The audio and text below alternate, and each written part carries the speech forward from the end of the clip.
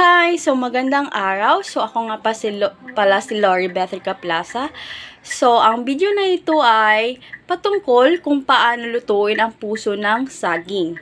So, ang puso ng saging ay pwede lutuin na tinatawag na ukoy o pwede rin tawagin para siyang burger steak ng Jollibee. So, tuturuan ko kayo kung paano siya lulutuin step by step. So, tara!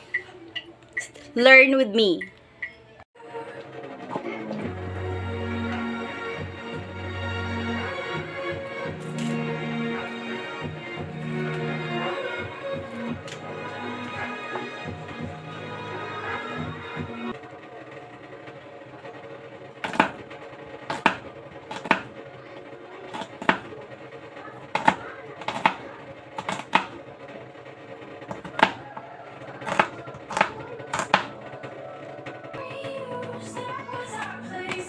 So, pinuhin ng maigi itong sibuyas, tapos bawang.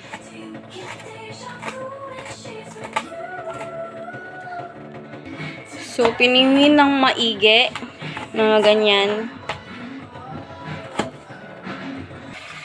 Isalin sa mangkok.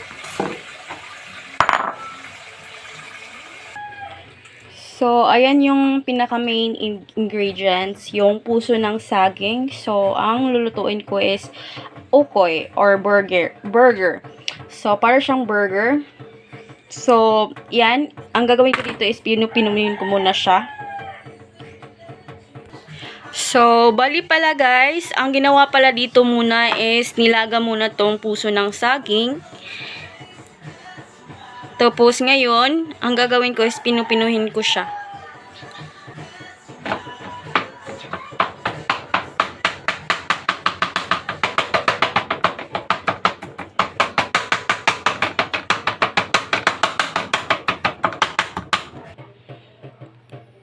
So, ayan na yung mga sangkap. So, lagay na natin yung bawang sibuyas. Lagay na natin. Masunod naman is yung ginisa.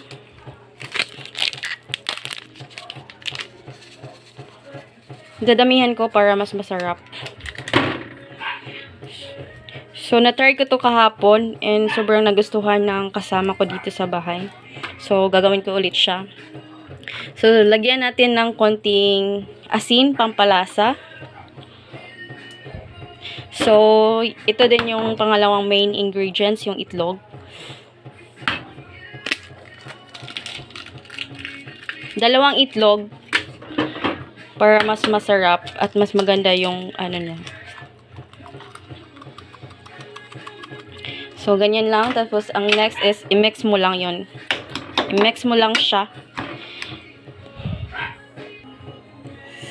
So, magiging ganito na yung itsura niya. So, pwede na itong lutuin. So, lagyan ng mantika. Painit lang siya.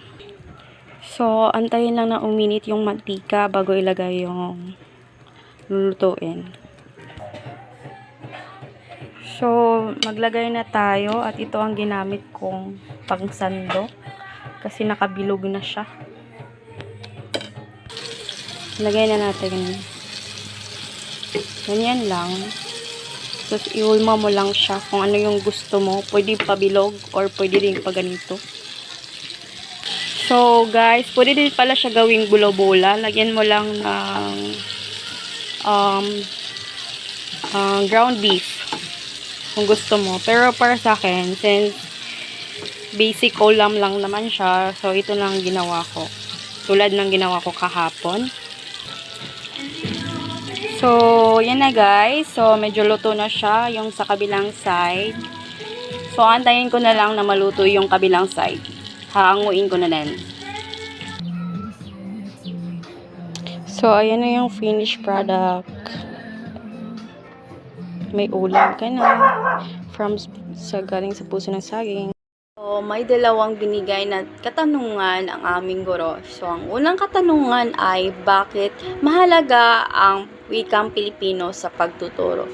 So, ang sagot ko dito ay Mahalaga ang paggamit ng wikang Pilipino sa pagtuturo dahil mas madali siyang maintindihan ng mga estudyante sa pag-aaral kapag Pilipino ang gamit. Nakatulong din ito para mas makapagpahayag kami at makasabay kami sa aralin. So, ano ang pangalawang katanungan?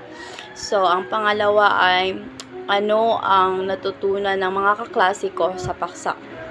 So, ang natutunan ng mga kaklase ko sa paksa ay mas nagiging malinaw at madaling matuto kapag sariling wika ang ginagamit sa pagtuturo. So, ayun lang. Maraming salamat sa panonood.